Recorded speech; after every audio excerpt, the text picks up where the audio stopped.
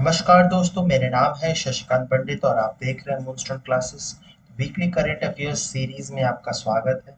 इस particular video में हम 20 सितंबर से 4 अक्टूबर के बीच में जितने भी न्यूज़ हुए हैं उनको हम लोग करंट अफेयर्स को हम लोग क्वेश्चन एंड आंसर के फॉर्म्स में डिस्कस करेंगे।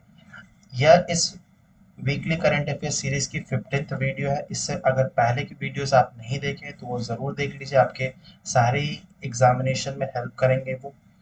तो उसको अगर देखना चाहते हैं तो आप डिस्क्रिप्शन बॉक्स में उसका लिंक दिया हुआ है, साथ ही साथ पिन कमेंट में भी लिंक होगा, वहां से आप देख सकते हैं। इस वीडियो को अंत तक जरूर देखिएगा, बहुत इंपॉर्टेंट क्वेश्चंस डिस्कस करेंगे। और अगर वीडियो पसंद आए तो लाइक ज़रूर कीजिए, शेयर कीजिए दोस्तों के साथ। सब्सक्राइब नहीं किए तो सब्सक्राइब ज़रूर कर लीजिए। और एक इम्पॉर्टेंट इन्फॉर्मेशन कि इस वीडियो को देखने से पहले आप अपने नोटबुक, कॉपी, पेन वगैरह सब रख लीजिए, उसके बाद देखना शुरू कीजिए, क्योंकि आप अपना नोट्स खुद बनाइए। मैं आपको जो इसका पीडीएफ है वो प्रोवाइड नहीं कराता हूँ, तो बेस्ट होगा कि आप खुद अपने नोट्स बना लीजिए, बेटर रहेगा। ठीक है, तो सबसे पहला क्वेश्चन देखते हैं। Sycamore Gap was recently seen in the news. It is located in Canada, UK, Russia, Brazil.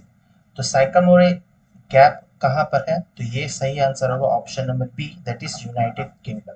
ठीक है, तो ये क्यों है? तो साइकामोरे गैप जो है एक बेसिकली एक ट्री है। ठीक है, दो हिल साइड में जो कि नॉर्दर्न आयरलैंड में पड़ती है। ठीक है, जो कि एक बॉर्डर एरिया है between the England and the Scotland. ठीक है, सॉरी, नॉर्दर्न इंग्लैंड में ये है और ये बॉर्डर बनाती है इंग्लैंड एंड स्कॉटलैंड की। ठीक है, the स्कैमोरो tree was located in a deep between two hills at a gap of Hadrian wall। ठीक है, तो ये देख सकते हैं, ये एक ट्री था। ठीक है, तो ये दो हिल्स के बीच में था, जो कि नॉर्दर्न आयरलैंड में एक सिचुएटेड है और जो कि बॉर्डर भी होता है इंग्लैंड एंड स्कॉटलैंड के। ठीक है, तो ये सिग्निफिकेंस ट्री का बहुत ज्यादा है, क्योंकि ये 300 ईयर ओल्ड ट्री है। ठीक है, इंग्लैंड में सिचुएटेड है। That was famous for its beauty and unique location and was cut down by a teenage boy. ठीक है, तो बहुत खूबसूरत लोकेशन पे था और साथ ही साथ में इसका बॉर्डर एरियाज पे पड़ता था स्कॉटलैंड और इंग्लैंड के बीच में। तो एक टीनेजर बच्चा जो है उस पेड़ को काट दिया था। तो इसका अभी रीजन पता नहीं चला क्या मोटिव है। तो 20 सितंबर को उस बॉय को अरेस्ट कर लिया गया, अब मोटिव अभी तक क्लियर नहीं है। ठीक है, तो ये स्काईमरो गैप जो है यूनाइटेड किंगडम में, वेरी इंपॉर्टेंट क्वेश्चन है। नेक्स्ट सेकंड क्वेश्चन की तरफ मूव करेंगे। With reference to the latest Lancet commission report on gender inequity in cancer care, consider the following statement. The report highlighted that even though men are at a higher risk of cancers that affect both genders, cancer incidence and mortality in women remain high। तो ये statement जो है बिल्कुल सही है। Lancet commission जो है, Lancet basically एक साइंटिफिक जर्नल है जो कि मेनली मेडिसिन के फील्ड में ही ज्यादा रिसर्च पेपर्स पब्लिश करती है। ठीक है, तो वेरी इंपॉर्टेंट है और बहुत भरोसेमंद है ये लैंसेट जर्नल। तो सेकंड स्टेटमेंट क्या है? Accept in metropolitan cities and higher income group families, women are more likely than men to lack the knowledge and power to make informed decision, the report said। तो ऐसा नहीं है कि सिर्फ metropolitan cities में या हायर इनकम ग्रुप फैमिलीज में women को लैक है नॉलेज। सभी वर्ग के विमेन्स जो है, चाहे वो गरीब हो, अमीर हो, मेट्रोपॉलिटन सिटी हो, टायर 1, टायर 2, कोई भी शहर में हो, फीमेल्स का नॉलेज इसमें बहुत कम है। तो ये स्टेटमेंट जो है करेक्ट इनकरेक्ट हो जाता है। तो हमें करेक्ट चूज करना है, तो ओनली वन स्टेटमेंट जो है करेक्ट है। ठीक है, तो option A is the correct answer. ठीक है, तो वेरी इंपॉर्टेंट है। और इसकी टाइटल क्या थी? तो विमेन पावर एंड कैंसर। ठीक है, ये रिपोर्ट की। तो रिपोर्ट में कहा गया कि 6.9 million cancer deaths among women in India were preventable and 4.03 million were treatable. तो इतने सारे जो डेथ हुए हैं कैंसर्स के, वो प्रिवेंटेबल थे इजीली और साथ ही साथ में वो ट्रीट भी किया जा सकता था। साथ ही साथ में कहा गया है globally women accounts for 48% of the new cancer cases and 44% of cancer deaths। This happened even though some of the cancers in women such as breast and the cervical cancer are highly preventable and treatable। तो breast cancer और cervical cancer females में ज्यादा होती है, तो वो अगर early stages पे पता चल जाए तो बहुत इजीली ट्रीटेबल भी और आराम से प्रिवेंट भी किया जा सकता है। तो लैक ऑफ नॉलेज नहीं है, अवेयरनेस नहीं है, इसके कारण बहुत ज़्यादा फेस करना पड़ता है complications. The report also said women face challenges in accessing timely and appropriate care in the absence of knowledge, decision making and financial powers। क्योंकि कैंसर अगर किसी को हो जाता है तो बहुत कॉस्टली इसका ट्रीटमेंट होता है ना, तो नॉलेज नहीं होता, प्रॉपर नॉलेज नहीं होता है, हम लोग उल्टे फुल्टे डॉक्टर्स को, क्वैक डॉक्टर्स के पास चल जाते हैं। तो प्रॉपर इंफॉर्मेशन होना बहुत ज़रूरी है। Irrespective of which the part of the world they live in and which strata of the society they belong, women are more likely than men to lack the knowledge and power to make informed decisions। तो हर society का, हर status की महिलाएं जो है वो इसमें lack करती है। When it comes to providing cancer care, the report said that women are underrepresented as leaders and are likely to face gender-based discrimination and sexual harassment and also constitute the largest unpaid workforces। ठीक है, तो gender equity की बात की गई है। The report estimated that the value of unpaid cancer care giving by women is about 3.66% of the India's national health expenditure।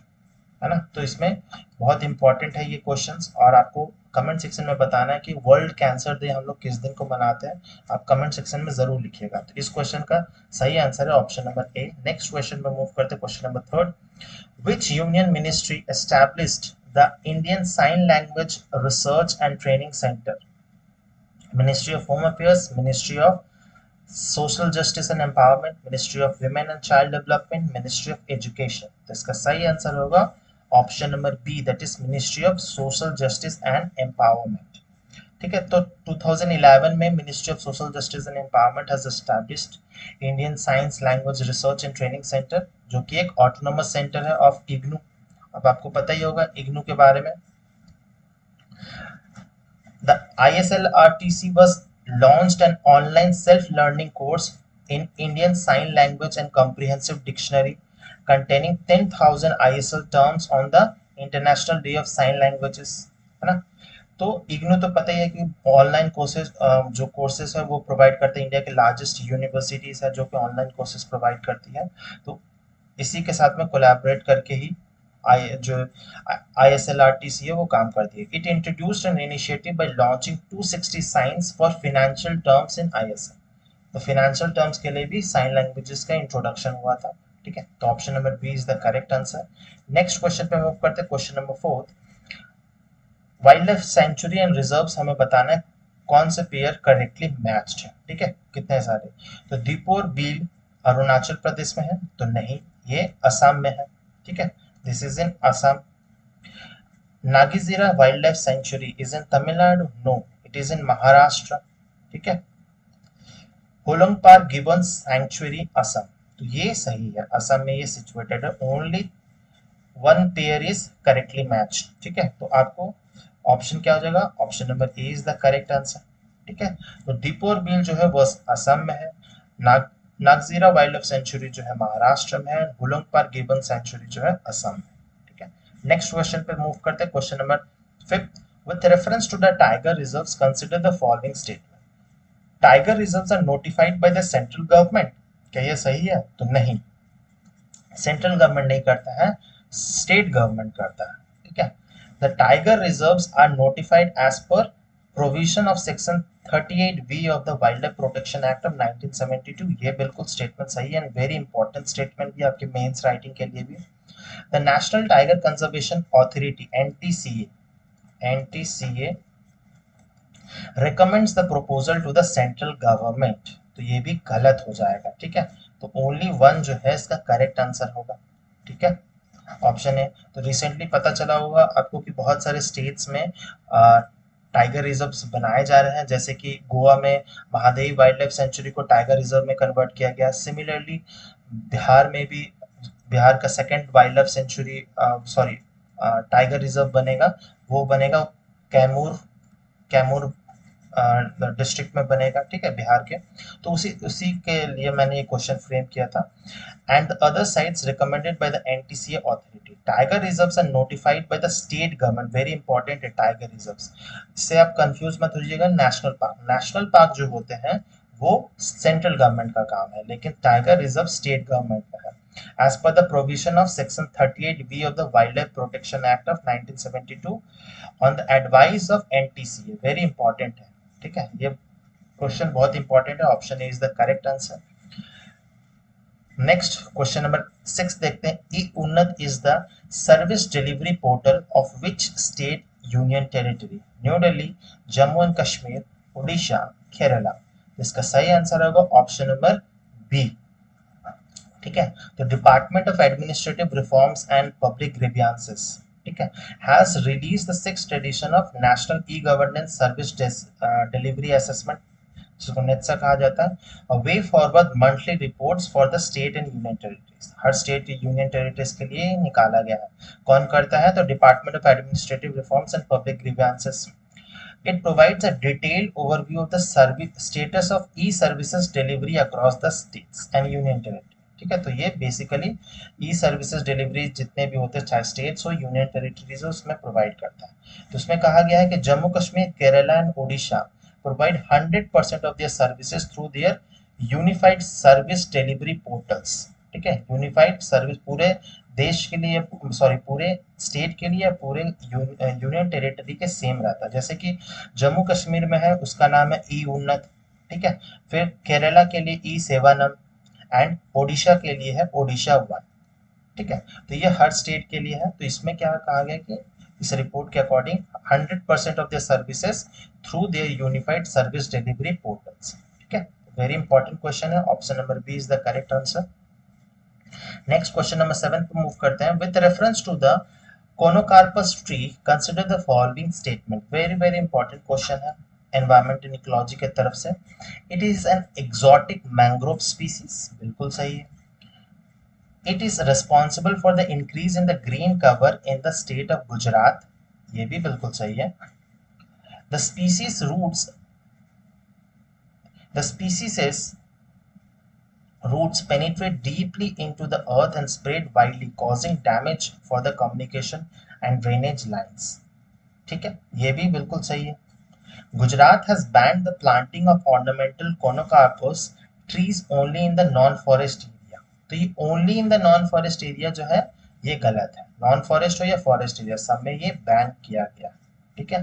तो पहला 3 स्टेटमेंट जो है सही होगा, option number C is the correct statement. जैसे कि गुजराती भाषा में लिखा ही है कि ये जो है राक्षसी वृक्ष है कोनोकार्पस ट्री, बहुत ज्यादा सिमिलर है हमारा मैंग्रोव की तरह, लेकिन ये एक्सोटिक स्पीसीज है, मतलब ये बाहर से आया हुआ स्पीसीज है, ठीक है। कह सकते हैं इसको इन्वेसिव स्पीसीज भी हम लोग इसको कह सकते हैं, क्योंकि ये जो इंडिजिनस स्पीसीज है उनको हार्म कर रहा है, ठीक है। तो गुजरात गवर्नमेंट जो है बैन कर चुका है in both forest and non forest area, citing adverse impact on the environment as well as human health पे भी, ठीक है, क्योंकि ये बहुत फास्ट ग्रोइंग एक्सोटिक स्पीसीज है और एक पॉपुलर चॉइस हुआ करता था गुजरात में कई सालों पहले कि ग्रीन कवर ग्रीनरी को बढ़ाने के लिए, तो ये बहुत आसानी से ग्रो हो जाता था। लेकिन इसके नेगेटिव इम्पैक्ट जो है अभी कुछ 5 सालों से 6 सालों से हम लोग को पता चल रहा है, ठीक है। तो बहुत सारे ऐसे इन्वेसिव स्पीसीज हैं इंडिया में।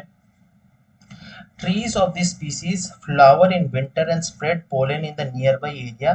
It is learned that it is causing diseases like cold, cough, asthma and allergy. तो इसीलिए ह्यूमन पॉपुलेशन पे भी एनिमल पॉपुलेशन पे भी बहुत नेगेटिव इम्पैक्ट है। साथ ही साथ में जो इसका रूट होता है, क्योंकि मैंग्रोव रूट्स पता ही है किस तरह से न्यूमेटोफोर्स रूट होती है, go deep inside the soil and develop extensively damaging telecommunication lines and drainage line, fresh water systems को भी पूरी तरह से डैमेज कर देता है, क्योंकि इसके रूट्स जो है बहुत एंटैंगल्ड और डीपली सीटेड होते हैं, ठीक है। तो option C is the correct answer, very important question. Next question number 8 पे चलते हैं। He was born into a family of progressive freedom fighters. He was a voracious reader and prolific writer who preferred a pen over a pistol in his hand. In the 1920s, he was writing for both Urdu and Punjabi newspaper in Amritsar. He was hanged for murdering British police officer John Saunders in 1931 at the age of only 23. Above mentioned lines refers to, आपको easily पता चल गया होगा, बहुत सारे hints थे इसमें कि जॉन सॉन्डर्स का कत्ल किए थे, उनको फांसी दे दी गई थी 23 साल की उम्र में, उर्दू पंजाबी, ये सबसे आपको पता चल ही गया होगा किसके बारे में है ये, तो भगत सिंह के बारे में। ठीक है, तो रिसेंटली हम लोग भगत सिंह को का बर्थडे था 20 सितंबर को 1907 में in the village of Banga in Lyallpur district, present day Faisalabad, Pakistan में है। ठीक है, on its 116th birth anniversary here the facts about Bhagat Singh life. तो कुछ फैक्ट्स हैं कि उनकी फांसी दी गई थी for murdering British police officer John Saunders in 1931 at the age of only 23। और इनके जो फादर थे, Bhagat Singh father Kishan and uncle Ajit were politically active against the British. ठीक है, he was a voracious reader and prolific writer who preferred a pen over a pistol in his hand. ठीक है, in 1920 he was writing for both Urdu and Punjabi newspaper in Amritsar. He also contributed to the pamphlets and other seditious literature criticizing British colonial। ठीक है, option B is the correct answer. UPSC इस तरह से questions अक्सर frame करती है। Next question पे move करते हैं, question number 9। As per recent data, what is the percentage of village declared open defecation free ODF plus? ठीक है, 50%, 65%, 75%, 80%। ठीक है, तो इसका सही आंसर होगा ऑप्शन नंबर सी। तो India reaches a significant sanitation milestone with 75% of its villages now declared open defecation plus under the स्वच्छ भारत मिशन ग्रामीण। ठीक है, तो ये फेज 2 है स्वच्छ भारत मिशन ग्रामीण के अकॉर्डिंग। ठीक है, the declaration of over 4.4 lakh villages as ODF plus represent the efforts towards accomplishing the objectives of phase 2 of the स्वच्छ भारत मिशन ग्रामीण by 2025। तो ये डेट भी इंपॉर्टेंट है, मतलब ईयर 2025 तक अचीव करना है 100%। ठीक है, लेकिन इसमें हम लोग कह तो देते हैं कि ODF प्लस है, लेकिन आपको पता ही है जो गांव में रहते हैं वो कैसा माहौल रहता है। ठीक है, तो option C is the correct answer. Next question की तरफ मूव करेंगे, question number 10। Consider the following: gulf of Khambhat, Palk bay, Mannar channel, south Haldia Sundarbans, gulf of Kutch. How many of the places given above have tidal power potential? किन किन के पास tidal power potential है, क्योंकि ये चारों जो ऑप्शन है ये सब कोस्टल एरिया है। तो गल्फ ऑफ खंबट जो है वो इस तरह में है, फिर Palk bay and Mannar channel Sri Lanka और तमिलनाडु वाले बॉर्डर के पास में, maritime border. South Haldia and Sundarban West Bengal के तरफ में है, and Gulf of Kutch obviously Rann of Kutch के पास में जो है गल्फ।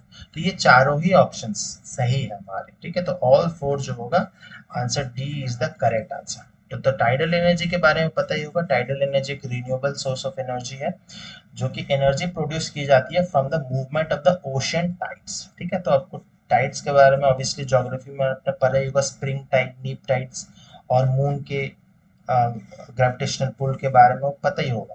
ठीक है, the standing committee on energy chairman कौन है? Mister Rajiv Ranjan Singh submitted its report on the title tidal power development in India in August 2021 में ही रिपोर्ट सबमिट हो गई थी। The committee noted that there are 3 main types of ocean energy। एक तो होता है वेव से निकालते हैं, फिर टाइडल, उसके बाद ओशन थर्मल मिक्स होता है। ठीक है, तो टाइडल एनर्जी जो है वो हम लोग इंक्लूड नहीं किए हैं अभी तक। जो हमारा गोल है 2020 in the 2022 renewable energy target of 175 gigawatts of India. ठीक है, तो जो हम लोग 175 गीगावाट जो पावर जनरेट करेंगे फ्रॉम ऑल रिन्यूएबल सोर्सेस में, उसमें टाइडल एनर्जी जो है इंक्लूडेड नहीं है, क्योंकि टाइडल एनर्जी जो है अभी इंडिया में एज सच बहुत ज़्यादा रिसर्च हुआ नहीं है, बहुत ज़्यादा अभी रिसर्च एंड डेवलपमेंट फेज पे है। ठीक है, तो उसमें कोई भी बहुत अच्छा इम्प्लीमेंटेशन ऐसा कुछ नहीं है कि कमर्शियल स्केल पे हम लोग एनर्जी जनरेट कर रहे हैं, ऐसा अभी तक हुआ नहीं। लेकिन ये सब पॉसिबल्स लोकेशंस हैं जहाँ से हम लोग tidal energy extract कर सकते हैं।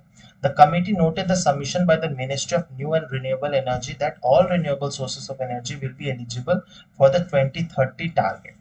ठीक है, तो ये चारों ही जो है वेरी इंपॉर्टेंट है। Gulf of Khambhat, Kutch, southern regions of Gujarat, Palk bay and Mannar channel, Tamil Nadu में हुगली रिवर, साउथ हल्दिया सुंदरबंस वाले रीजन में बहुत इंपॉर्टेंट है। तो अभी ये रिसर्च एंड डेवलपमेंट फेज में, तो इसमें धीरे धीरे इंप्रूवमेंट होगी। ठीक है, तो option D is the correct answer. Very important question. Next question पर मूव करते हैं, question number 11। With reference to the deep sea mining, consider the following statement. It involves removing mineral deposit in metals from the ocean sea beds, बिल्कुल सही statement है। The high seas and the international ocean floor are governed by the United Nation convention on law of the seas, ये भी बिल्कुल statement सही है। The extracted mineral included nickel and cobalt which are utilized in batteries and computer, this is also correct. So all three जो है वो सही option होगा, option number C is the सही मतलब correct answer. Deep sea mining आपको पता ही है, जितने भी हमारे मेनली हम लोग मिनरल्स ओर्स कहाँ से एक्सट्रैक्ट करते हैं, तो लिथोस्फीयर के मेनली क्रस्ट से हम लोग एक्सट्रैक्ट करते हैं, ठीक है। तो उसी तरह से ओशनिक क्रस्ट भी होता है, एक तो होता है कंटिनेंटल क्रस्ट और ओशनिक क्रस्ट। तो ओशनिक क्रस्ट से, ठीक है, जो सी बेड होती है वहां से अगर वहां पर भी बहुत सारे मिनरल्स पॉलीमेटेलिक नोड्यूल्स प्रेजेंट होते हैं, तो वहां से भी हम लोग गैसेस या फिर मिनरल्स एक्सट्रैक्ट कर सकते हैं, तो वही है होती है डीप सी माइनिंग, ठीक है। तो deep sea mining involves removing mineral deposit in metals from the ocean sea and sea bed also, ठीक है। तो there are three types of such mining, taking deposit rich polymetallic nodules of the sea floor, तो polymetallic nodules extract किया जाता है। दूसरा तरीका है mining massive sea floor sulphide deposit, दूसरा है सल्फाइड डिपॉजिट, एंड तीसरा है stripping cobalt crust from the rocks, ठीक है, कोबाल्ट क्रस्ट रॉक से एक्सट्रैक्ट किया जाता है। तो ये तीन तरीके से डीप सी माइनिंग की जाती है, ठीक है। तो नोड्यूल्स होती है पॉलीमेटेलिक नोड्यूल्स होते हैं, बहुत सारे उसमें मेटल्स प्रेजेंट होते हैं, nickel, rare earth, cobalt, that are needed for batteries and other materials used in tapping renewable energy and also for everyday everyday technologies, cell phones, computers, batteries बनाने में help काम करती है, ठीक है। तो जो countries manage their own maritime territory and exclusive economic zone, तो जो कि 200 नॉटिकल माइल्स होती है ना, मेनलैंड से 200 नॉटिकल माइल्स होती है। एक्सक्लूसिव इकोनॉमिक जोन वो तो हर कंट्री का ही होता है, वाइल द हाई सीज और उसके बियॉन्ड जो होता है मोर देन 200 नॉटिकल माइल्स, वो तो कौन गवर्न करता है, तो यूनाइटेड नेशन की बॉडी है convention on law of the seas, ठीक है। It is considered to apply to states regardless of whether or not they have signed or ratified, तो ये सबके लिए अप्लाई होता है, ठीक है। अगर वो स्टेट या वो कंट्री अप्लाई किया है, रेटिफाई किया है या नहीं करता है, उससे कोई मतलब नहीं है, हर स्टेट के लिए अप्लाई होता है। लेकिन बहुत सारे स्टेट्स कंट्रीज हैं जो इसको मानते नहीं है, जैसे चाइना हो गया, अमेरिका हो गया, और भी बहुत सारे कंट्रीज हैं जो इसका उल्लंघन करते रहते हैं। The seabed and the mineral resources are regarded as the common heritage of mankind, क्योंकि ये सारे देश के लिए है, और ऐसा इससे वैसा मिनरल्स एक्सट्रैक्ट करना चाहिए कि ताकि ह्यूमैनिटी को बेनिफिट मिल सके, ठीक है, इसीलिए किया जाता है। ये पूरे ह्यूमैनिटी के लिए है, नॉट एक स्पेसिफिक कंट्री के लिए, क्योंकि ये किसी के एक्सक्लूसिव इकोनॉमिक जोन में नहीं आता है, ठीक है। Preserves humanity interest through sharing of economic advantages, supporting for marine scientific research and protection of marine habitat according to the treaty, तो वेरी इंपॉर्टेंट ट्रीटी है यूनाइटेड नेशन की, convention on the law of the seas, ठीक है। तो option C is the correct answer. Next question की तरफ move करें, question number 12, which country's women cricket team has clinched a gold medal in the Asian Games 2023? Bangladesh, Pakistan, India, Sri Lanka, तो इसका सही answer है ऑप्शन नंबर सी। इंडिया ने श्रीलंका को हराकर एशियन गेम्स में, जब पहली बार एशियन गेम्स में क्रिकेट को भी इंक्लूड किया गया एज अ स्पोर्ट्स, तो इसमें इंडिया ने श्रीलंका को हरा दिया और पहला एशियन गेम्स गोल्ड मेडल जीत गया। और कैप्टन कौन थी इंडियन वीमेंस टीम के, तो कैप्टन हरमनप्रीत कौर।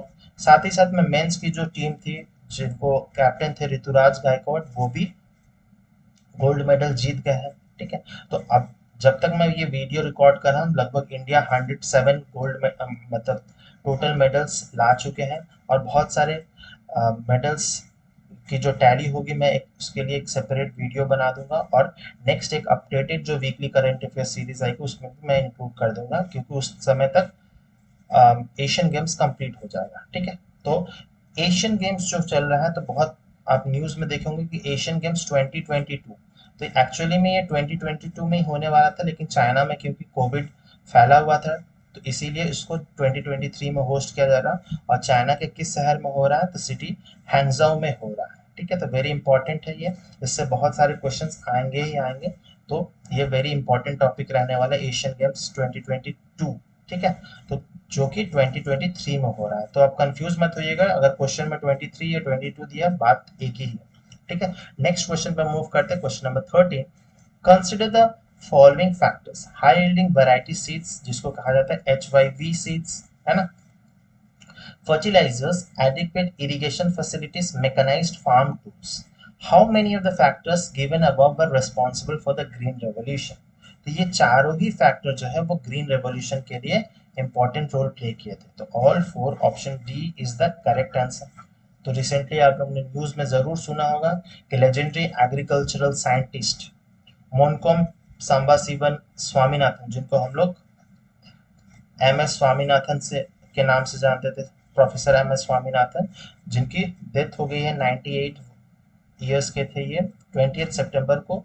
और ये इंडिया के फादर ऑफ ग्रीन रेवोल्यूशन कहलाते हैं, क्योंकि जब ग्रीन रेवोल्यूशन स्टार्ट हुआ था तो बहुत इंपॉर्टेंट रोल प्ले किया था MS स्वामीनाथन, क्योंकि इन्होंने ही mainly high yielding variety seeds का डेवलपमेंट किया था और गाइड किया था कि ताकि इंडिया जो है सेल्फ सस्टेन कर सके, मेनली पैडी और वीट कल्टीवेशन में।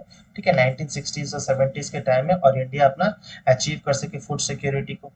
Green revolution involved the provision of high-yielding variety seeds, adequate irrigation facilities, mechanized farm tools, fertilizers, और मेनली पंजाब, हरियाणा और वेस्टर्न उत्तर प्रदेश में ये ग्रीन रेवोल्यूशन आया था। ठीक है, तो 1942 Mahatma Gandhi gave a call for the Quit India movement, and in 1942-43 there was a famine in Bengal। तो आपको पता होगा बंगाल में ग्रेट बंगाल famine आया था, जिसके उस समय यूके के प्राइम मिनिस्टर कौन थे, तो विंस्टन चर्चिल। और विंस्टन चर्चिल क्योंकि वर्ल्ड वॉर चल रहा था, तो सारा जो ग्रेन्स था, इंडिया का जो ग्रेन्स था, मेनली बंगाल रीजन का ग्रेन्स था, वो सब वर्ल्ड वॉर 2 में चल जा रहा था यूके आर्मीज को सपोर्ट करने के लिए। तो इंडिया में उसकी भुखमरी हो गई थी और बहुत लोगों की, मिलियंस में लाखों की इंडियन की जान गई थी। तो विंस्टन चर्चिल जो थे वो एक बहुत बड़े कल्प्रिट थे। ठीक है, the famine was man made, है ना, तो क्योंकि मैन मेड था, वर्ल्ड वॉर 2 में सब सारे रिसोर्सेज जो थे वो इंडिया से और भी जो कॉलोनीज थी यूके की, वो सब वहां से रिसोर्सेज इकट्ठा करके वो सब वर्ल्ड वॉर 2 में लगा दे रहे थे, है ना। तो ही वॉज विंस्टन चर्चिल और भी बहुत सारे जो लीडर्स थे उस समय में बहुत बड़े कल्पित थे। तो उससे प्रभावित होकर MS स्वामीनाथन ने स्टडी की एग्रीकल्चर की, और उसके कारण ही हमें ग्रीन रेवोल्यूशन मिला और हम लोग के आज सेफ्टी है ना, फूड सिक्योरिटी का बहुत ज्यादा इश्यूज नहीं है अभी। तो option D is the correct answer. Very important question है एंड वेरी इंपॉर्टेंट पर्सनालिटी भी है, भूलना नहीं चाहिए।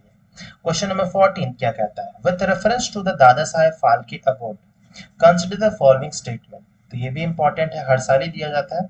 The award is given for the outstanding contribution to the growth and development of Indian cinema. बिल्कुल स्टेटमेंट सही है। The award was first given in the year 1975। तो ये गलत है।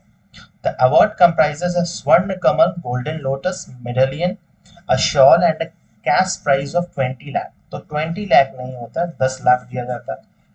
Asha Parekh has been conferred with the Dada Saheb Phalke award for year 2021। तो ये गलत है, वहीदा रहमान जी को ये मिला है। तो ओनली वन स्टेटमेंट जो है वो करेक्ट होगा, option number A is the correct statement, बाकी तीनों ही गलत है। हाँ, तो ये 2021 के लिए दिया गया है, तो आप कंफ्यूज मत होइएगा कि 2022 या 2023 के लिए अभी बताया नहीं है। ये 2021 के लिए ही वहीदा रहमान जी को मिला है दादा साहब फाल्के अवार्ड। इससे पहले अमिताभ बच्चन, रजनीकांत, बहुत सारे एक्टर्स एक्ट्रेसेस को मिल चुके हैं। तो veteran Bollywood actress Waheeda Rehman 85 years की थे, उनको दादा साहब फाल्के अवार्ड मिला है by the union ministry of information and broadcasting, directorate of film festival. और ये अवार्ड दिया जाता है outstanding contribution to the growth and development of the Indian cinemas के लिए। ठीक है, तो एक type of lifetime achievement award है। ठीक है, तो वहीदा रहमान जी का फिल्म इंडस्ट्री में 1955 में इंट्रोडक्शन हुआ था। एज अ डेब्यूट की थी उन्होंने as a dancer in Telugu film social drama Rojulu Marai. ठीक है, तो तेलुगु फिल्म से वो उन्होंने डेब्यू किया था, फिर नेशनल अवार्ड में मिला था 1971 में for best actress for Reshma और शेरा के लिए। बहुत सारे फिल्म फेयर अवार्ड्स भी इनको नॉमिनेट हुए थे, और गाइड के लिए 1965 और नील कमल के लिए उनको अवार्ड में मिल चुका। तो और भी बहुत सारे इनकी मूवीज है, यादगार मूवीज है, जैसे कागज के फूल, साहिब बीबी और गुलाम, अभिजान जो कि सत्यजीत रे ने डायरेक्ट की थी, तीसरी कसम, राम और श्याम, खामोशी, कभी कभी, नमकीन, लम्हे, 15 पाक एवेन्यू, रंग दे बसंती में भी, एंड विश्वरूपम 2 में भी ये इम्पोर्टेंट रोल प्ले कर चुकी है। साथ ही साथ में इनको पद्मश्री और पद्म भूषण भी अवार्ड मिल चुका है। और जो दादा साहेब फाल्के अवार्ड मिलता है उसमें एक मेडल तो होता ही है जिसमें गोल्डन लोटस बना होता है, शॉल भी मिलता है, साथ ही साथ में 10 लाख रुपए कैश प्राइज मिलता है। और ये अवार्ड जो है 1969 में स्टार्ट किया गया था, जिसमें देविका रानी जो थी वो फर्स्ट रेसिपिएंट थी। और दादा साहेब फाल्के को father of the film industry कहा जाता है ना, was introduced by the government of India to commemorate Dada Saheb Phalke contribution to the Indian cinema, who directed India's first full-length feature film राजा हरिश्चंद्र, जो कि 1913 में रिलीज हुई थी। ठीक है, तो दादा साहब को इसीलिए इंडियन फिल्म इंडस्ट्री के फादर कहा जाता है। वेरी इंपॉर्टेंट, राजा हरिश्चंद्र इन 1939, कब स्टार्ट हुआ था? 1969, देविका रानी। ठीक है, ये सब मूवीज वूवीज तो याद रखने की जरूरत नहीं है, लेकिन ये इंपॉर्टेंट है। ठीक है, तो नेक्स्ट क्वेश्चन पर मूव करते हैं, question number 15। Who is the first Asian man to be nominated for international tennis hall of fame? ठीक है, फर्स्ट एशियन मैन, बहुत ध्यान से पढ़िएगा। लिएंडर पेस, महेश भूपति, रोहन बोपन्ना, यूकी बाम्बी। तो इससे आपको पता चल गया होगा फोटो से कौन है, तो Leander Paes, option number A जो है करेक्ट आंसर होगा। मल्टीपल ग्रैंड स्लैम विनर और इंडिया के बहुत दिग्गज टेनिस प्लेयर है लिएंडर पेस, बन चुके हैं first Asian man, very important है, जिनको नॉमिनेट किया गया है international tennis hall of fame में। ठीक है, तो इनके साथ में और भी बहुत सारे प्लेयर्स को नॉमिनेट किया गया है। ठीक है, जैसे 6 और प्लेयर्स कौन कौन से हैं? Cara Black, Ana Ivanovic, Carlos Moya, Daniel Nestor, Flavia Pennetta in the player category. ठीक है, लेकिन इससे पहले एक फीमेल भी थी, एशियन फीमेल थी, लीना, जो कि चाइनीज प्लेयर थी, उनको भी इसमें नॉमिनेट किया गया है 2019 में, लेकिन ये पहले एशियन मैन है। ठीक है, ये इंपॉर्टेंट है, पहले एशियन मैन है। अगर पहला एशियन कहा जाए तो ये लीना ही होगी, क्योंकि ये, लेकिन बट ये फीमेल थी। ठीक है, तो इनको 2019 में नॉमिनेट किया गया था, और लिएंडर पेस को 2024 में ये हुए हैं नॉमिनेट। ठीक है, तो option A is the correct answer. Question number 16 की तरफ मूव करते हैं। With reference to the ethanol consider the following statement. Ethanol procurement blending under the EBP, ethanol blending programme, increased from 2013-14 to 2011-12। तो ये statement तो बिल्कुल सही है। CO2 emission during ethanol blending has increased in the last 8 years। तो ये obviously कम हुआ, CO2 emission कम हुआ। Ethanol production capacity increased more than 10 times by 66% in the 8 years। तो ये भी गलत है, 10 times नहीं हुआ। ठीक है, तो option 1, only 1 is the correct answer। ठीक है, तो इथेनॉल ब्लेंडिंग इन इंडिया जो कि 2022 से 2025 के लिए है। तो ethanol is basically 99.9% pure alcohol that is blended with petrol. ठीक है, तो 20% हमारा गोल था कि इसमें हम लोग मिक्स करेंगे। It is different from the 94% rectified spirit, जो कि हम लोग मेनली लैब्स में, केमिस्ट्री लैब्स में और भी बहुत सारे paints, pharmaceutical industry, personal care products में यूज किया जाता है। ठीक है, गवर्नमेंट हैज डिसाइडेड, तो इथेनॉल वेरी इंपॉर्टेंट है कि दिस इज 99.9% प्योर अल्कोहल होती है। तो government has decided to advance the target of 20% ethanol blending petrol by 5 years, 2030 to 2025। तो पहले गोल था 2030 तक अचीव करना था, लेकिन अब 2025 तक हमें 20% अचीव करना है ब्लेंडिंग। ठीक है, तो इथेनॉल प्रोक्योरमेंट जो है इंक्रीज हुई है 2013 के रेस्पेक्ट में 2020, 21, 22 में, क्योंकि हमारा जो इंडिया का राइस प्रोडक्शन है बहुत ज़्यादा होता है। ठीक है, तो हम लोग कई बार क्या करते हैं, जो वेस्ट राइस हो जाता है या जो टूटे फूटे राइस होते हैं जो बहुत अच्छे क्वालिटी के नहीं होते हैं, जैसे government has allowed the damaged and surplus food grains, ठीक है, फॉर इथेनॉल प्रोडक्शन। तो गवर्नमेंट ने अलाउ कर दिया कि अब जो बचे कुचे वो ग्रेन्स होते हैं उनसे भी इथेनॉल बनाया जाए। ठीक है, तो ethanol production capacity is increased more than 2.5 times, 10% increase हुआ है, 2.5% इंक्रीज हुआ है।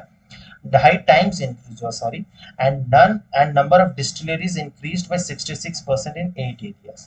ठीक है, तो 66% जो है वो इंक्रीज हुआ है। एंड CO2 एमिशन जो है वो लोअर हुआ है। ठीक है, 318.2 लाख टन जो है वो डिक्रीज हुआ है। ठीक है, तो वेरी इंपॉर्टेंट क्वेश्चन है इथेनॉल ब्लेंडिंग, और मेंस राइटिंग के लिए भी ये सब डेटा बहुत इंपॉर्टेंट है। नेक्स्ट क्वेश्चन पे मूव करते हैं, question number 17। Consider the following statements about भक्ति मूवमेंट। द भक्ति movement first emerged in southern India, ये तो सही है। द भक्ति movement in north India carries influences of the culture introduced by the Muslim reelers, ये भी स्टेटमेंट सही है। It coincided with the Mongol इन्वेशन of Iran and central Asia, resulting in a large immigration of Persianized cultural elites into India। ठीक है, तो sorry, ये Mongol इन्वेशन जो होगा वो सेंट्रल एशिया से है, ये स्टेटमेंट सही कर लीजिएगा। और ईरान का भी, ठीक है, तो ईरान से भी उस समय हुआ था, सेंट्रल एशियन कंट्री से, ये भी स्टेटमेंट जो है सही है। ठीक है, तो ऑल द थ्री जो है वो सही होगा। Option number C is the correct answer. तो इसका एक्सप्लेनेशन देख लेते हैं कि रिसेंटली मध्य प्रदेश में रैली थी प्राइम मिनिस्टर मोदी की, made a link between the 14th century social reformer and bhakti sant Ravidas and the Mughals. तो उन्होंने अपने भाषण में जिक्र किया था, इसीलिए इससे क्वेश्चंस, क्योंकि यूपीएससी के ये सब फेवरेट टॉपिक्स होते हैं। ठीक है, द 11th सेंचुरी गजनवाइट्स कॉन्क्वेस्ट, है ना, जब मुस्लिम इन्वेशन होने लगा, a Persianized cosmopolitan culture made its way to the South Asia, और मेनली ये नॉर्दर्न इंडिया में ही ऑक्युपाई कर पाए थे। It was founded on the political concept that society must be controlled by a righteous king whose reign is divine in origin and whose ensure the well-being of prosperity of many religious and cultural communities। ठीक है, तो political concept यही था। It coincided with the Mongol invasion and the Central Asian invasion, resulting in a large immigration of Persianized cultural elites in India। ठीक है, और पहला जो भक्ति मूवमेंट स्टार्ट हुआ था मेनली तमिल से हुआ था, तमिलनाडु से south, between the 6th and the 9th century। It spread to the North India during the late Sultanate and the Mughal period। Delhi सल्तनत के अंत में और मुगल पीरियड के स्टार्ट में ये मेनली नॉर्दर्न इंडिया तक पहुंच गया था। The Bhakti movement in the north carries cultural elements brought by the Muslim rulers, है ना, जैसे कि कबीर दास के बारे में आप पढ़ते होंगे, गुरु नानक देव जी के बारे में। ठीक है, तो in fact it developed a significant part due to the politico administrative system intended by the सल्तनत एंड द मुगल अथॉरिटीज। ठीक है, तो ये वेरी वेरी इंपॉर्टेंट क्वेश्चन है। Option number C is the correct answer. Next question पे move करते हैं, question number 19। Which institution released a report titled the India Aging Report 2023? NITI Aayog, NSO, UNFPA, world bank. तो इसका सही आंसर होगा, क्योंकि India ageing report, तो option number C is the correct answer होगा। ठीक है, तो इंडियन एजिंग रिपोर्ट 2023 में क्या कहा जाता है कि हर 100 यंग पीपल के रेस्पेक्ट में ओनली 39 जो है पीपल जो है वो ओल्ड पर्सन है। अब ओल्ड पर्सन कौन होते हैं? जिनकी उम्र जो है 60 ईयर से ज्यादा है ना। तो हर यंग पीपल, हर 100 यंग पीपल पे देयर आर 39 ओल्डर पर्सन पर 100 चिल्ड्रन इन इंडिया। ठीक है, तो ये रिपोर्ट में कहा गया, was released recently by the International Institute for Population Sciences and the United Nations Population Fund। तो ये दोनों ने ही मिलकर इसको रिलीज किया है। It revealed that the India's elderly population could constitute 20% of the countries total population by year 2050। क्योंकि हमारा जो अभी पॉपुलेशन है वो मेनली यंग पॉपुलेशन है ना, तो ऑब्वियसली ओल्ड पॉपुलेशन बहुत कम है, लेकिन 2050 तक हमारा जो ओल्ड पॉपुलेशन होगा लगभग 20% के करीब होगा। और जो डिकेडल ग्रोथ रेट है, मतलब 10 साल में कितना ग्रोथ रेट होता है फॉर एल्डरली पॉपुलेशन, वो बताया जा रहा है 41%। ठीक है, एक्सपेक्टेड है। तो option C is the correct answer. तो International Institute of Population Sciences तो किया ही है, साथ ही साथ में यूनाइटेड नेशन की पॉपुलेशन फंड ने भी ये रिपोर्ट जारी किया है। ठीक है, तो वेरी इंपॉर्टेंट क्वेश्चन है। नेक्स्ट क्वेश्चन, क्वेश्चन नंबर 19 की तरफ मूव करते हैं। With reference to the palm oil consider the following statement: it offers lower yield at a higher cost of production than other vegetable oils। तो ये बिल्कुल ही गलत statement है। ऑफर्स हायर यील्ड होता है। Malaysia and Indonesia are the world's largest palm oil producer, ये statement सही है। It is used in biofuels, तो हाँ ये भी यूज किया जाता है। तो ऑप्शन 2 एंड 3 दो स्टेटमेंट जो है हमारे करेक्ट चूज करना है, तो only 2 option number B is the correct answer. ठीक है, तो पाम ऑयल देख लेते हैं। तो यूरोपियन यूनियन जो है वो अपना मन बना चुके हैं कि वो फेज आउट कर देंगे import of palm oil based biofuels by 2020 2030। क्यों? क्योंकि उनको कहना है कि बहुत ज़्यादा डिफॉरेस्टेशन हो रहा है, इंडिजिनस स्पीसीज को काटा जा रहा है पाम ऑयल प्रोडक्शन बढ़ाने के लिए।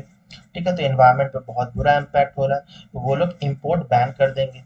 ठीक है, और मलेशिया और इंडोनेशिया जो साउथ एशियन कंट्रीज है वो सबसे बड़े लार्जेस्ट प्रोड्यूसर है, और इंडिया बहुत ज़्यादा निर्भर करता है पाम ऑयल पे।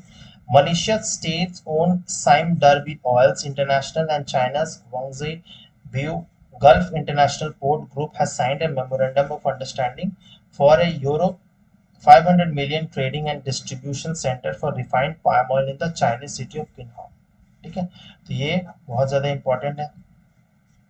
It is grown only in the tropics, the tropical area जो हमारे ट्रॉपिक ऑफ कैंसर और ट्रॉपिक ऑफ कैप्रिकॉर्न के बीच में जो एरिया पड़ता है उसी में मेनली ये ग्रो होते हैं। The oil palm tree produces high quality oil used for primarily, इसके कुकिंग में भी यूज किया जाता है मेनली डेवलपिंग कंट्रीज में, लेकिन इसके नेगेटिव इम्पैक्ट जरूर होते हैं, हेल्थ पे बहुत बुरा असर करता है।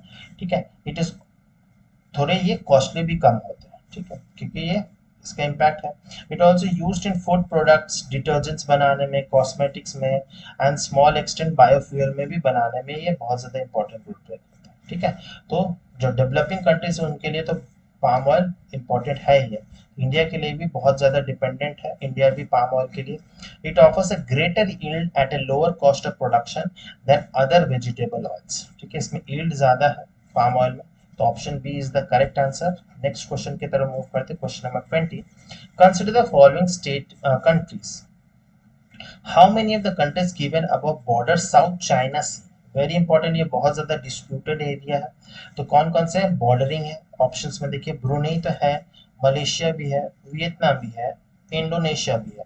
लाओस एंड कंबोडिया जो है वो नहीं है, क्योंकि ये बॉर्डर शेयर नहीं करता साउथ चाइना सी के साथ में, तो ओनली 4 जो है सही होगा, तो option number B is the correct answer. ठीक है, तो ये है मेनली साउथ चाइना सी। तो चाइना जो है ये जो रेड लाइन से डिमार्केटेड है वो चाइना पूरा अपना जोन मानता है, एक्सक्लूसिव इकोनॉमिक जोन मानता है। अब तो चाइना तो पगला आदमी है ना, क्योंकि एक्सक्लूसिव इकोनॉमिक जोन जो यूनाइटेड नेशन का लॉज है उसके अकॉर्डिंग कितना होगा, वो 200 नॉटिकल माइल्स तक होगा, बाकी वो रीजन जो हो जाएगा वो हाई सीज में आ जाएगा, वो सब रीजन के लिए होगा। लेकिन चाइना जो है पूरा ये जो 9 डैश लाइन है, वो रेड लाइन जो है वो 9 डैश लाइन है, वो पूरा एरिया जो है मतलब ये वाला पूरा एरिया वो चाइना अपना क्लेम करता है। ठीक है, तो Vietnam, Philippines, Brunei, Malaysia, Taiwan, ये सब कंट्रीज जो है इसको अपोज करते हैं। ठीक है, और हमेशा ही कुछ ना कुछ कन्फ्लिक्ट होते रहता है। तो मेनली ये जो कन्फ्लिक्ट हुआ है तो फ्रेश कंट्रोवर्सी स्टार्ट हो गई थी। China install a barricade near the South China Sea Scarborough shoal island. तो बहुत सारे यहाँ पर आइलैंड्स भी हैं, जैसे स्कारबोरो शो आइलैंड है, पारासेल आइलैंड्स है, स्पार्टली आइलैंड है। तो ये इंपॉर्टेंट लोकेशन है, बहुत जाना जरूरी है। ठीक है, तो स्कारबोरो शो आइलैंड जो है इस तरफ में फिलीपींस के आसपास में है। ठीक है, तो जो सिचुएटेड है बॉर्डरिंग कंट्रीज कौन कौन से हैं, Brunei, China, Indonesia, Malaysia, Philippines, Taiwan, Vietnam, ये सब जो कंट्रीज है बॉर्डरिंग है। For decades, the countries have fought over territorial control of the water, but tension have recently reached unprecedented heights। ठीक है, तो शुरू से चाइना का ये नहीं था, 9 डैश लाइन नहीं यूज करता था, वो पहले 11 डैश लाइन करता था। ठीक है, ये ब्लू वाले रीजन से मार्क करता था, लेकिन क्योंकि चाइना अब इकोनॉमिक सुपर पावर बन रहा है तो वो सब क्लेम करता है, उसका बस चले तो पूरा वर्ल्ड ही इन चाइना बन जाएगा। तो according to the estimates United State Energy Information Agency 11 billion barrels of oil and 190 trillion cubic feet of natural gas deposit under the South China Sea. इसीलिए तो चाइना इसको occupy करना चाहता है, क्योंकि यहाँ पर ट्रिलियंस में वो पैसा जनरेट कर सकते हैं, इतना सारा नेचुरल ऑयल रिजर्व्स गैसेस हैं, इसीलिए वो चाइना या साथ ही साथ में और भी जो कंट्रीज एशियन कंट्रीज वो इसको क्लेम कर रहे हैं। तो 9 डैश लाइन जो है डिमार्केट करता है चाइना टेरिटोरियल क्लेम जो है वो क्लेम है in the sea of Chinese initially जो था 11 डैश लाइन था, ठीक है, बट इन 1953 जो कम्युनिस्ट पार्टी थी माओ जेडोंग वाली, remove the portion of encompassing the Gulf of Tonkin, simplifying the border to the 9 dash line. ठीक है, तो 11 डैश लाइन से पहले अगर सोच लीजिए 11 डैश लाइन ये थी, तो और भी ज्यादा बड़ा करके 9 डैश लाइन बना दी गई। The line runs as far as 2000 kilometre from the Chinese mainland. तो से देखिए 2000 किलोमीटर्स, कहाँ 200 नॉटिकल माइल्स की बात हो रही थी, और ये 10 गुना ज्यादा एरिया मेनलैंड चाइना से वो अपने नाम पे करना चाहता है। And few hundred kilometres for Philippines, Malaysia and Vietnam. तो ये इकोनॉमिक सुपर पावर है, मिलिट्री सुपर पावर है, इसीलिए चाइना ऐसा कर सकता है। जितने भी आसियान कंट्रीज है, साथ ही साथ इंडिया, यूएसए, सबको मिलकर इकट्ठा चाइना को रोकना बहुत जरूरी है। ठीक है, तो option B is the correct answer. Next question पे मूव करते हैं, question number 21। Kongthang, who that best tourism village bronze award 2023 is located in which state? Assam, Meghalaya, Arunachal Pradesh, Manipur. तो इसका सही आंसर होगा ऑप्शन नंबर बी। तो इसको कोंगथोंग को जो है whistling village of the India भी कहा जाता है, क्योंकि ऐसा कहा जाता है कि ये विलेज में नाम से कोई किसी को नहीं पुकारता, हर किसी का नाम जो है एक सीटी के होता है, एक उसकी धुन होती है। ठीक है, तो वो सीटी मार के ही एक दूसरे को वो लोग ना बुलाते हैं। ठीक है, तो कोंगथोंग जो है कहाँ सिचुएटेड है? ईस्ट खासी हिल्स ऑफ मेघालय। ठीक है, तो खासी, गारो, जैंतिया हिल्स पता ही होगा, तो खासी हिल्स में है कोंगथोंग, और उसको अवार्ड मिला गया है from the union tourism ministry. ठीक है, और Meghalaya implements home stay scheme providing a subsidy up to 7 lakh rupees per home stay. ठीक है, तो होम स्टे बनाने में भी बहुत ज्यादा हेल्प कर रहा है ताकि टूरिज्म आ सके। 300 home stage were sanction in the last year. ठीक है, तो नॉर्थ ईस्ट इंडिया अब धीरे धीरे करके बहुत प्रॉस्पर हो रहा है, और आने वाले 5-10 साल में और भी बहुत ज्यादा प्रॉस्पर हो जाएगा। तो option B is the correct answer. Question number 22 क्या कहता है? Which country hosted the annual IAEA general conference in 2023? ठीक है, तो इंटरनेशनल एटॉमिक एनर्जी एजेंसी है, इंडिया, ऑस्ट्रिया, पेरिस, रोम। इसका कहाँ हुआ था कॉन्फ्रेंस? तो ऑस्ट्रिया, जो कि इसकी कैपिटल क्या है? वियना, है ना? तो वियना में हुआ मेनली। तो annual IEA general conference was held in Vienna, capital है ऑस्ट्रिया का, यूरोपियन कंट्री है। India announced its plan to generate 22 gigawatts power through nuclear energy to achieve net zero। तो इंडिया ने अनाउंस किया कि 22 गीगावाट्स को nuclear energy से generate करेंगे। एटॉमिक एनर्जी कमीशन के चेयरमैन कौन है, ये भी इंपॉर्टेंट है, जान लीजिए, अजित कुमार मोहांती जो है। Started India's ambitious plans to step up nuclear power generation during meeting with the IEA director general. ठीक है, तो option B is the correct answer. Next question 23 की तरफ मूव करते हैं। Consider the following statement about Chokuwa rice. It is a special class of semi glutinous winter rice. तो ये बिल्कुल सही है। It has high amylose content. तो ये भी क्या है, इसमें अमाइलोस कंटेंट भी ज्यादा है। Manipur has received geographical indication tag for Chokuwa rice. ये स्टेटमेंट जो है गलत है, मणिपुर नहीं है, इसका सही होगा ऑप्शन क्या होगा? असम होगा। असम जो है इसका सही होगा। तो हाई अमाइलोस कंटेंट भी नहीं है। ठीक है, तो अमाइलोस कंटेंट भी कम है, और साथ ही साथ जीआई इंडिकेशन जो है, जोग्राफिकल इंडिकेशन जो है मेनली वो असम को मिला है। ठीक है, तो option A is the correct answer. ठीक है, तो चोखुआ राइस जो है असम से बिलोंग करता है, एक unique gift of nature. This class of rice is not grown in any part of the world, है ना? तो ऐसे बहुत सारे राइस के बारे में आपने सुना होगा, जैसे और भी बहुत सारे स्टेट्स के हैं, जैसे गोविंदो भोग राइस, कतरनी राइस, है ना? It is a special class of semi glutinous winter rice, जिसको वर्नाकुलर लैंग्वेज में साली राइस कहा जाता है असम की भाषा में, which is a cultivation from time immemorial. Assam को मिला है जीआई टैग, और साथ ही साथ में इस राइस का खासियत ये है कि लो अमाइलोस कंटेंट्स है। ठीक है, तो 12 to 15% कम है इस ग्रेन में अमाइलोज कंटेंट, तो जो कि डायबिटीज पेशेंट के लिए, हार्ट पेशेंट के लिए, जिनको कार्डियोवास्कुलर डिजीज है उनके लिए बहुत ज्यादा इंपॉर्टेंट रहता है। ठीक है, तो option A is the correct answer. Next question पे मूव करते हैं, question number 24। With reference to Buddhism consider the following statement, it emerged in India around the 3rd-4th century BC. तो ये सही है, ये बिल्कुल ही गलत है। Pushyamitra is said to be have renovated and built many Buddhist stupas, Buddhist monasteries and learning centers। ठीक है, तो ये स्टेटमेंट सही है, सॉरी ये भी गलत है। पुष्यमित्र शुंगा रेनोवेट नहीं किया था, पुष्यमित्र शुंग जो थे, शुंग डायनेस्टी के, वो तो सब कुछ बुद्धिस्ट मोनेस्ट्रीज को खिलाफ थे। धन्यकतका flourished and as a prominent Buddhist center under the मसंगिकास। तो ये स्टेटमेंट जो है, सिर्फ यही स्टेटमेंट सही है, ओनली वन हमें करेक्ट चूज करना है, तो ओनली वन जो है करेक्ट आंसर हो जाएगा। तो पुष्यमित्र के बारे में आपको पता ही होगा, जो हिस्ट्री में पढ़े होंगे। बुद्धिज्म इमर्ज कब हुआ था? तो 5th-6th सेंचुरी में स्टार्ट हो गया था, during a period that scholars call the second urbanization of India. क्योंकि सब लोग जो थे वो वैदिक कल्चर से वो बहुत ज्यादा परेशान थे, वैदिक रिचुअल से परेशान थे, तो जैनिज्म और बुद्धिज्म जैसे रिलीजन का उत्पत्ति होता है। मेनली जो बर्थ प्लेस कहा जाता है, प्रेजेंट डे बिहार कहा जाता है। Emerged along with other heterodox religions जैसे कि Jainism, as a response to Vedic Hinduism, highly rigid and ritualistic way। ठीक है ना, ये बहुत ज्यादा रिचुअलिस्टिक था, उसमें बहुत ज्यादा नियम कानून मानना पड़ता था, है ना। तो पुष्यमित्र शुंग जो थे वो मेनली एक शैवाइट थे, है ना, तो वो बहुत ज्यादा डिस्ट्रॉय किए थे बुद्धिस्ट को, बुद्धिस्ट मोनेस्ट्रीज को, लर्निंग सेंटर्स को। लगभग कहा जाता है कि 84,000 बुद्धिस्ट स्तूपास को उन्होंने डिस्ट्रॉय किया था, और वो जो भी बुद्धिज्म को प्रोफेस करते थे उनको वो किल करते थे, वो पुष्यमित्र शुंग। ठीक है, तो हुइंग सेंग जो एक चाइनीज ट्रैवलर थे, वो कहते थे known story of Shaivite king Shashank का, है ना।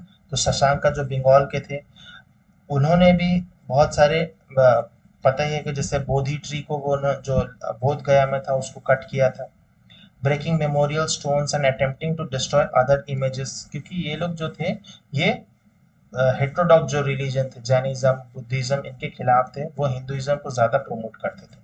Since the beginning of the Buddhist epoch, Guntur stood foremost in matter of education. Buddhist established universities in ancient times, जिसको अमरावती कहा जाता है आज के टाइम में, and Nagarjunakonda। At present day, with many educational institutions, Guntur leads other Andhra district in matter of education। और आंध्रा में आज के टाइम पे भी गुंटूर डिस्ट्रिक्ट जो है बहुत ज्यादा एजुकेशन में आगे है ना। तो वेरी इंपॉर्टेंट क्वेश्चन है, option number A is the correct answer. Next question पे मूव करते हैं, question number 25। Consider the following statement: the Government of India Act 1990 provided for the creation of the Council of States। तो statement सही है। Jawaharlal Nehru announced in the council that the adoption of Hindi name of the Council of the State as Rajya Sabha। तो ये जवाहरलाल नेहरू नहीं थे, ये उस समय के जो वाइस प्रेसिडेंट ऑफ इंडिया थे, क्योंकि राज्यसभा के चेयरमैन कौन होते हैं? वो वाइस प्रेसिडेंट ऑफ इंडिया होते हैं। तो उस समय कौन थे? तो डॉक्टर सर्वपल्ली राधाकृष्णन सही आंसर है। ठीक है, तो ये स्टेटमेंट गलत है, तो ओनली वन हमें स्टेटमेंट जो है वो चूज करना है, तो option is the correct answer. तो पता ही है कि नए पार्लियामेंट में कार्यकाल स्टार्ट हो चुका है, और अभी जो होगा एक स्पेशल सेशन हुआ था, साथ ही साथ में जो विंटर सेशन होगा वो सब अब न्यू पार्लियामेंट हाउस बिल्डिंग में होगी। तो Parliament of India consist of the president and the two houses, जिसको Council of State Rajya Sabha and upper house कहा जाता है, and House of the People जिसको लोकसभा लोअर हाउस। ठीक है, तो 23 अगस्त 1954 में डॉक्टर सर्वपल्ली राधाकृष्णन जो कि चेयरमैन थे राज्यसभा के, announced council regarding the acceptance of the Hindi name of the council of states as Rajya Sabha. Previously May 14, 1954 the speaker of Lok Sabha, उस समय कौन थे स्पीकर लोकसभा के? तो जीवी मवलांकर। वेरी इंपॉर्टेंट पॉइंट है ये भी। Announced in the house that the house of the people would be renamed Lok Sabha, और जो लोकल जो लोकसभा था वो लोकसभा ही नाम रखा जाता था। द सेकंड चेंबर ओरिजिन में be traced back to the Montagu Chelmsford reform, है ना। तो 1918 में जो आया था रिफॉर्म्स, और उसके बाद ही the Government of India Act 1990 आया था। Provided for the establishment of Council of State as a second chamber. ठीक है, तो ये भी वेरी वेरी इंपॉर्टेंट है। ठीक है, तो option A is the correct answer. Next question की तरफ मूव करते हैं। नेक्स्ट क्वेश्चन क्या है, which is the second northeast state after Arunachal Pradesh to introduce e-cabinet system? Assam, Tripura, Meghalaya, west Bengal. तो ऑब्वियसली वेस्ट बंगाल तो नॉर्थ ईस्ट स्टेट में नहीं आएगा, तो इसका सही आंसर होगा ऑप्शन नंबर बी, त्रिपुरा। तो त्रिपुरा गवर्नमेंट के जो चीफ मिनिस्टर है Manik Shah has launched the e-cabinet system of the state secretariat to develop digital infrastructure in the state। ठीक है, तो डिजिटल इंडिया को प्रमोट किया जा रहा है, ठीक है, ताकि ट्रांसपेरेंसी रह सके। तो त्रिपुरा जो है फोर्थ स्टेट बन चुका है पूरे इंडिया का, और नॉर्थ ईस्ट इंडिया का सेकंड स्टेट बन चुका है। तो नॉर्थ ईस्ट इंडिया में ऑलरेडी अरुणाचल प्रदेश ये स्टार्ट कर चुका है, और बाकी दो स्टेट कौन से, तो उत्तराखंड एंड उत्तर प्रदेश ने भी ई कैबिनेट सिस्टम स्टार्ट कर चुका है। ठीक है, तो डिजिटल इंफ्रास्ट्रक्चर पे बहुत ज्यादा फोकस होता है, तो option B is the correct answer. Next question number 27 कहते हैं, which country is undertaking a project to create the world's most powerful laser, जिसको कहा जाता है Vulcan 2020? China, UK, Israel, USA. तो इसका सही आंसर होगा option number B, United Kingdom इसको बनाना चाहता है, मतलब बनाने वाला है। United Kingdom is undertaking a ground breaking project to create world's most powerful laser Vulcan 2022, जिसका कॉस्ट कितना हो जाएगा, 85 मिलियन पाउंड स्टर्लिंग। तो ये जो साइन होती है वो पाउंड स्टर्लिंग, क्योंकि United kingdom pound sterling use की जाती है, वहां पर करेंसी का नाम है। तो million investment from UK science and technology facility council. ठीक है, तो ऑलमोस्ट 1 पाउंड स्टर्लिंग में आप देखेंगे तो आज के टाइम में 94-95 रुपीज के बराबर होती है 1 pound sterling. The laser anticipated to a million billion times bigger than that of brighter than the sun। ठीक है, तो इसकी इंटेंसिटी जो होगी वो सन से भी बहुत टाइम्स ब्राइटर होगी, और बहुत ज्यादा इसके एप्लीकेशंस भी होंगे, profound implications for various scientific fields including clean energy, cancer treatment में भी ये लेजर यूज किया जा सकता है। तो option B is the correct answer. Next question की तरफ मूव करते हैं, क्वेश्चन नंबर 28। क्वेश्चन 28 क्या कहता है, consider the following statement about ordinances. Article 113 of the Constitution of India provides for the power of the president to promulgate ordinances during the recess of the parliament. तो ये statement बिल्कुल सही नहीं है, sorry, article 113 नहीं होता, article 123 देता है ना प्रेसिडेंट को ये power. Where the government is required to bring an ordinance before parliament for the ratification within 13 days। Within 30 days, ये क्या सही है, तो ये भी सही नहीं है। तो नीदर 1 नॉट 2 जो है वो करेक्ट आंसर होगा ऑप्शन नंबर डी। तो आर्टिकल 123 जो है वो पावर देता है, power of the president to promulgate ordinances. ठीक है, तो जब सेशन में कोई हाउस नहीं रहता है, जैसे विंटर सेशन, बजट सेशन, तब अगर इमरजेंसी कुछ सिचुएशन है तो प्रेसिडेंट के पास ये पावर है कि वो either except when both houses are in the session, the president is satisfied circumstances consider render it necessary to him to take immediate action. He may get promulgate such ordinances as the circumstances appear to him required। ठीक है, तो जब दोनों से house जो है वो session में नहीं होंगे, चाहे वो विंटर सेशन हो, मानसून सेशन हो, तो उसको ही रेसेस पीरियड कहा जाता है। तो an ordinance shall have the same force and effect as an act of the parliament। उसका भी सेम ही पावर होता है जैसे एक एक्ट का है। But the government is required to bring ordinance before parliament for ratification and failure to do so will lead to lapsing।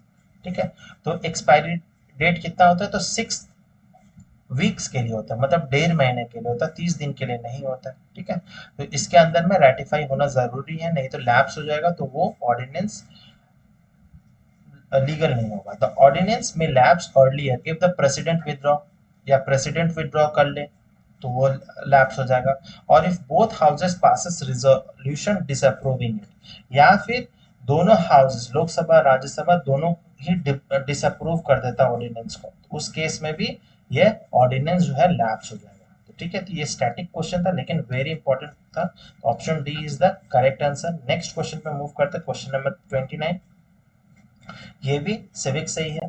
Consider the following statement, The third schedule of the Constitution provides for allocation of seats to the states and union territories in Rajya Sabha. तो क्या ये third schedule है? तो नहीं, fourth schedule बना बोलता है राज्य सभा के लिए. The allocation of seat is made on the basis of the population of each state. ये तो बिल्कुल सही है. The number of elected seat in the Rajya Sabha allotted to the state and the union territories have not changed since 1952. ऐसा नहीं है, change हुआ. ठीक है, तो ये भी गलत स्टेटमेंट है, तो ओनली वन जो है वो करेक्ट आंसर हो जाएगा.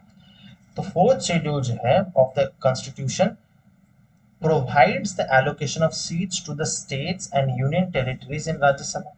ठीक है, तो जितने भी शेड्यूल्स है वो पढ़ना आपको बहुत जरूरी है, 12 के 12 शेड्यूल्स. ठीक है, the allocation of seats is made on the basis of the population of each state. Population पे डिपेंडेंट है. And 1952 the number of elected seats in the Rajya Sabha given to states and union territory have changed as a result of the state reorganization and establishment of new states. क्योंकि नए states बहुत सारे form हुए हैं. ठीक है, तो state organisation हुआ तो 1952 के बाद चेंज हुआ. Option A is the correct answer. Next question की मूव करते हैं. Question number 30. Which country has launched $1 billion plan to coordinate the controlled descent of International Space Station back to Earth? तो ये है जो है इंटरनेशनल स्पेस स्टेशन है एक टाइप का, जो कि स्पेस में ही मूव करते रहता है ना, तो उसको नीचे उतारना है, अर्थ पे उतारना है. तो इसके लिए कौन कंट्री इतना लॉन्च कर रहा है प्लान? तो $1 billion plan. Russia, China, USA, India. तो इसमें ऑब्वियसली यूएसए की जो नासा है ऑब्वियसली वो करना चाहता है. बाकी साथ ही साथ में वो अलग अलग कंट्रीज के साथ कोलैबोरेट करके करना चाहता है, क्योंकि इंडियन जो इंटरनेशनल स्पेस स्टेशन है वो सिर्फ नासा का ही नहीं है, वो उसमें रशिया का भी इम्पोर्टेंट रोल है, यूरोपियन यूनियन का भी बहुत इंपॉर्टेंट रोल है, कैनेडियन, जापान का भी इम्पोर्टेंट रोल है. ठीक है, तो NASA has recently unveiled an ambitious $1 billion plan to coordinate and control descent of the International Space Station back to the Earth. ठीक है, तो उसके लिए एक स्पेशलाइज्ड स्पेसक्राफ्ट बनाना होगा known as the US Deorbit Vehicle USDV. NASA has invited companies to develop the specialized vehicle. तो उन्होंने companies को बुलाया है और वो एक ऐसा स्पेसक्राफ्ट बनाएंगे जिसको उसको कंट्रोल वे में उसको बिना डैमेज किए वो धरती पर लैंड कराएंगे. तो बहुत एम्बिशियस प्लान है. देखा जाता है कब तक ये अप्रूव हो पाता है, पॉसिबल हो पाता है. ऑप्शन सी इसका करेक्ट आंसर है. इसी के साथ में ये हमारा लास्ट क्वेश्चन था और ये वीडियो हम समाप्त करते हैं यहीं पर. उम्मीद करता हूँ आपको इस वीडियो से बहुत कुछ सीखने समझने मिला होगा. अगर वीडियो अच्छा लगा है तो लाइक ज़रूर कीजिए, कमेंट करके बताइए कैसा लगा वीडियो. कोई सजेशंस, कोई डाउट कुछ है तो आप कमेंट सेक्शन में पूछ सकते हैं. शेयर कीजिए अपने दोस्तों के साथ, फैमिली मेम्बर्स के साथ. सब्सक्राइब नहीं किया तो सब्सक्राइब ज़रूर कीजिए और नोटिफिकेशन टाइमली पाने के लिए बेल आइकन को ज़रूर हिट कर दीजिएगा. आप इंस्टाग्राम पर भी जुड़ सकते हैं मेरे साथ. मिलते हैं नेक्स्ट वीडियो में. टिल देन बाय बाय, जय हिंद.